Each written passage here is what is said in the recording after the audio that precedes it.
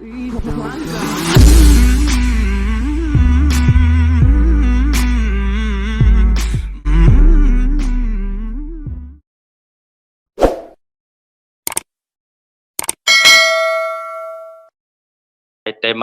ajaran Yesus dalam Bible yang kemudian membuatku masuk Islam.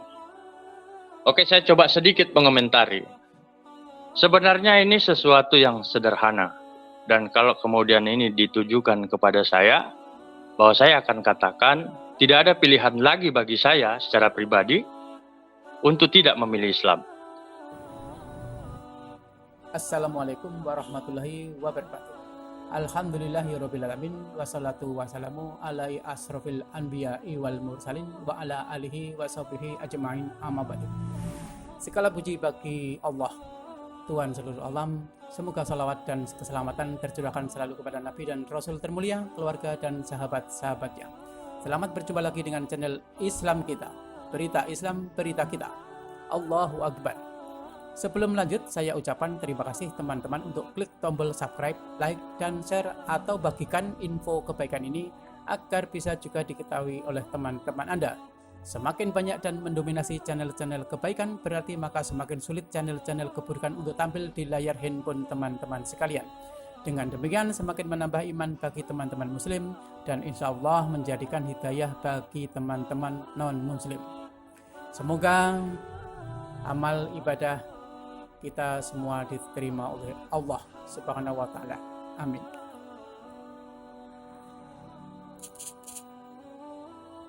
Tema ajaran Yesus dalam Bible yang kemudian membuatku masuk Islam. Oke, saya coba sedikit mengomentari. Sebenarnya ini sesuatu yang sederhana, dan kalau kemudian ini ditujukan kepada saya, bahwa saya akan katakan tidak ada pilihan lagi bagi saya secara pribadi untuk tidak memilih Islam. Itu.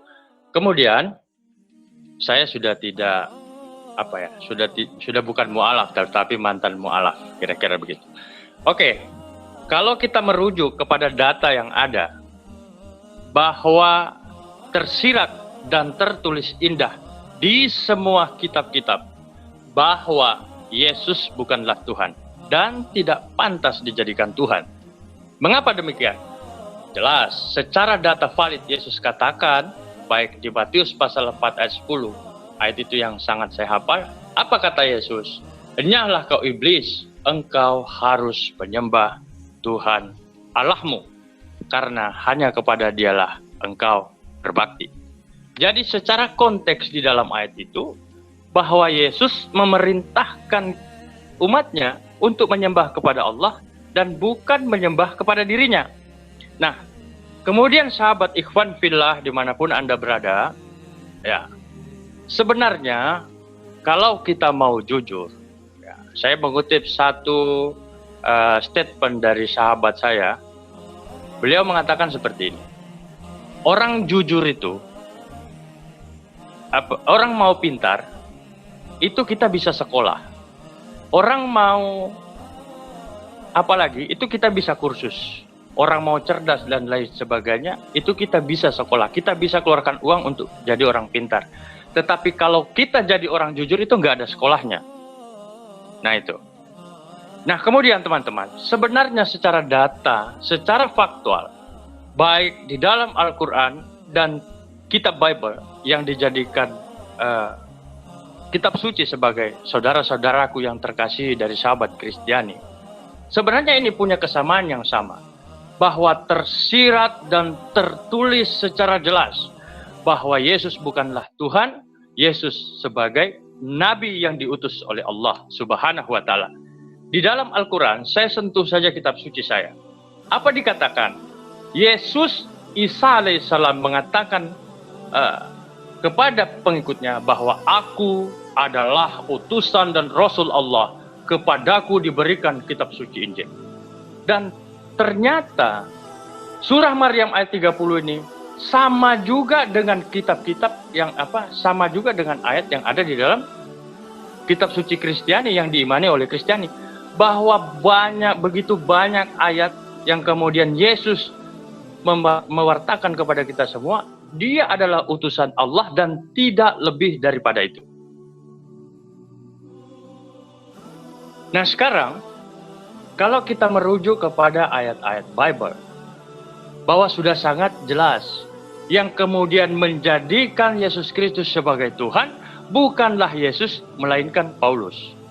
Pertanyaan yang sangat mendasar untuk kita renungi, dan perlu kita pertanyakan ke diri kita, dari lubuk hati kita yang paling dalam. Mari kita pertanyakan, apakah kita mengikuti perintah Yesus atau kita mengikuti perintah Paulus?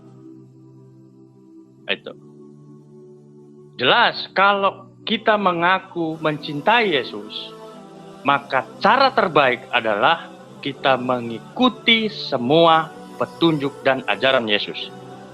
Jadi kalau dikatakan kita mencintai Yesus, kemudian kita menjadikan Yesus sebagai Tuhan, itu bukanlah bukti kita mencintai Yesus, tetapi kita telah lari dari ajaran Yesus. Nah, teman-teman, kebetulan saya juga lagi di jalan, jadi mohon maaf saya tidak bisa menampilkan wajah saya, tapi saya ingin memberikan pendapat saya. Mungkin saya minta waktu sebentar. Oke, teman-teman sekalian, ini ayat yang sudah sangat familiar, terdapat di Yohanes 17:3. Bagaimana kemudian ayat itu memberi petunjuk kepada kita semua?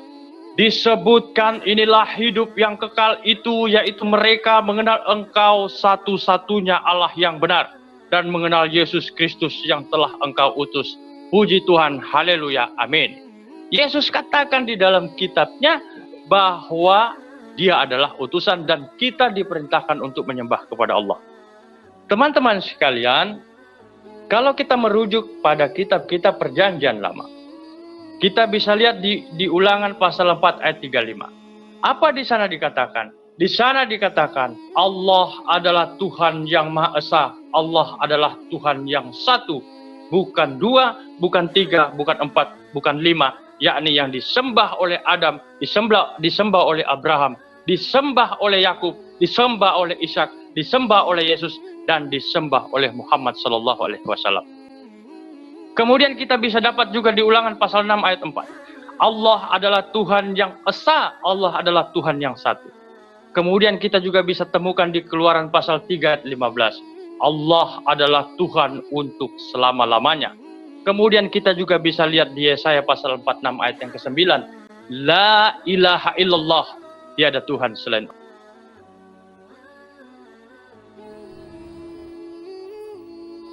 Demikianlah pemaparan kali ini, semoga bermanfaat dan sekali lagi jangan lupa gencarkan dan sebarkan berita-berita kebaikan, perbanyak channel-channel Islam, jangan biarkan channel-channel keburukan berada di genggaman kita dan anak-anak kita. Akhirnya mari kita tutup dengan doa.